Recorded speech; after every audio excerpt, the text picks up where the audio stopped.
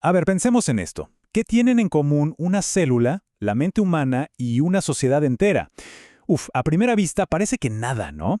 Pero, bueno, resulta que hay un solo modelo mental, una idea potentísima que lo conecta a absolutamente todo. Y entenderla de verdad, bueno, eso puede cambiar radicalmente la forma en que vemos el mundo. Así que vamos a desentrañar este misterio. Bueno, para meternos de lleno en esta idea, vamos a empezar con dos símbolos, pero dos símbolos muy, muy antiguos. Por un lado tenemos a Jano, el dios romano de las dos caras. Él es como una foto. Representa la estructura, las cosas tal como son, fijas, es la parte y al mismo tiempo es el todo. Y por otro lado está el Uroboros, esa serpiente que se come su propia cola. Ella es todo lo contrario, es el proceso, el cambio, el ciclo infinito de la vida. Es como una película. Entonces la gran pregunta es, ¿qué es el mundo? ¿Es una foto, una estructura fija como Jano? ¿O es una película, un proceso en movimiento como la serpiente? Y la respuesta, que es lo más fascinante de todo esto, es que no tenemos que elegir. Resulta que la foto y la película, Jano y la serpiente, no se oponen, se necesitan, y juntos van a formar un concepto que de verdad es revolucionario. Así que en los próximos minutos vamos a ver esto. Primero, cómo se encuentran estos dos gigantes. Luego entraremos al mundo de los olones. Veremos la vida como un proceso y después el olón danzante. Y al final veremos cómo estos olones están literalmente en todas partes. Exacto.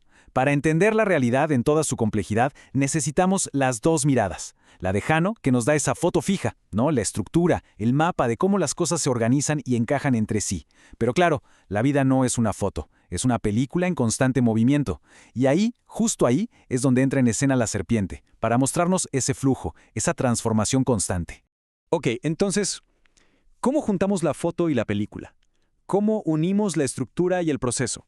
Bueno, hubo un pensador, Arthur Koestler, que nos dio la clave, la palabra perfecta para capturar esta idea tan dual. Él lo llamó el olón. Muy bien. ¿Qué es exactamente un olón? Miren, la clave está en el origen de la palabra.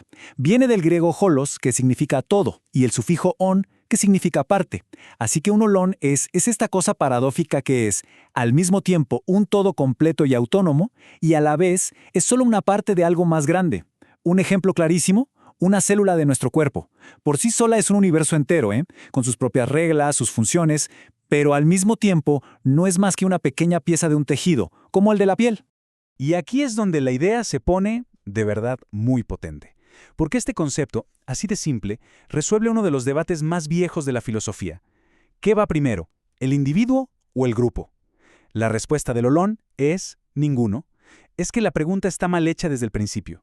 Simplemente no hay individuos sin un colectivo y no hay colectivos sin individuos.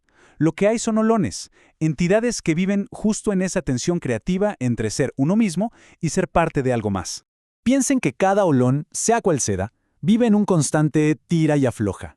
Está siendo jalado por dos fuerzas opuestas. Por un lado, una fuerza que lo empuja hacia adentro, la autoafirmación. Es el impulso de ser uno mismo, de preservar su identidad, su autonomía. Y por el otro lado, una fuerza que lo jala hacia afuera, la integración. Es esa necesidad de conectar, de ser parte de un sistema más grande, de pertenecer. Claro, la pregunta es, ¿qué pasa cuando este equilibrio tan delicado se rompe? Bueno, si la autoafirmación se dispara, si el yo y solo yo se sale de control, tenemos una patología. Y el ejemplo más claro y terrible es una célula cancerosa. Es básicamente un olón que se olvidó por completo de que es parte de algo más grande. Se vuelve tan egoísta, tan centrada en su propia reproducción, que acaba destruyendo el mismísimo cuerpo que le da vida. Pero ojo, que el otro extremo es igual de peligroso. ¿Qué pasa si gana la integración? Si el olón se disuelve por completo en el todo, pierde su identidad, su autonomía. Se convierte, literalmente, en un engranaje en la máquina. Una pieza sin valor propio que puede ser reemplazada en cualquier momento. Pensemos en un sistema totalitario. La clave de la salud, entonces, no está en ninguno de los dos extremos. Está en el baile, en el equilibrio. Bien, pero un momento. Hasta ahora hemos estado hablando de la estructura, de la foto fija de Jano. Pero esto es solo la mitad de la historia. Los olones no son estáticos, están vivos.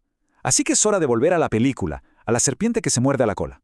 Ya sabemos qué es un olón, ahora tenemos que entender cómo vive, cómo cambia y cómo evoluciona en el tiempo. Y resulta que el ciclo de vida de un olón vivo se puede resumir en 3 grandes momentos. Primero, claro, el nacimiento. Un olón siempre nace de un encuentro. Pensemos en un óvulo y un espermatozoide que se encuentran para crear un cigoto. Luego viene la etapa de aprendizaje, y esto es fascinante, porque el olón no solo cambia, sino que aprende a cambiar de formas nuevas, se vuelve más adaptable. Y por último, la transformación. Aquí es donde la cosa se pone interesante. Su muerte creativa, su descomposición, es lo que permite que algo totalmente nuevo pueda nacer. Y sé que esto último puede sonar un poco contraintuitivo. Estamos acostumbrados a pensar que la degradación, la muerte, es el final, es un fracaso. Pero desde esta perspectiva no lo es. Es la condición necesaria para que la vida continúe. El ejemplo perfecto es la oruga. Tiene que desintegrarse, literalmente disolverse dentro de la crisálida, una especie de muerte, para poder renacer como mariposa. Sin esa pérdida radical, sin esa destrucción, la novedad sería simplemente imposible. Perfecto. Entonces, ya tenemos las 2 piezas del rompecabezas. Por un lado, la estructura de Jano. Por el otro, el proceso de la serpiente. Parecen 2 mundos separados, ¿verdad? Pues bien, ahora llega el momento de juntarlos. Vamos a sintetizar todo esto para entender por fin qué es realmente el olón danzante. Y aquí está la gran revelación, la idea que lo cambia todo. Un olón no es una cosa, no es un objeto, es un proceso. Un proceso que logra mantenerse estable a lo largo del tiempo. Esa estructura que vemos, esa cara de Jano, solo existe porque la serpiente, el ciclo, el proceso, la está creando y recreando a cada instante. No son 2 realidades opuestas, son solo 2 maneras de ver la misma, increíble e incesante danza de la vida. Claro, y cuando vemos las cosas así, como una danza, surgen principios completamente nuevos para entender los sistemas vivos. Por ejemplo, entendemos que cada parte de un sistema siempre tiene un pasado y se dirige hacia un futuro, que los sistemas sanos, para no estancarse, necesitan la cantidad justa de estrés, de desafío, que evolucionar no es solo cambiar, sino aprender a aprender, que la muerte creativa es fundamental para que nazca lo nuevo, y finalmente, que cada ser vivo tiene su propio ritmo, su propia música en esta gran danza universal. Bueno, toda esta teoría suena fascinante, ¿verdad? Pero la pregunta del millón es, ¿y esto para qué sirve? ¿Tiene alguna aplicación práctica? Pues sí, y muchísima. Vamos a poner a prueba este modelo en 3 niveles que nos tocan muy, muy de cerca. Vamos a ver cómo esta idea de los olones se manifiesta en todas partes, en la biología, en la psicología y hasta en la sociedad. Empecemos por lo más fundamental, la biología. ¿Qué pasa si dejamos de ver el cuerpo humano como una máquina y empezamos a verlo como un sistema de olones?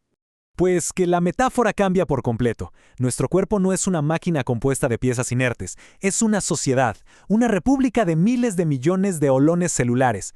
Cada célula está constantemente negociando entre sus propias necesidades, su autoafirmación y las necesidades del cuerpo entero, su integración.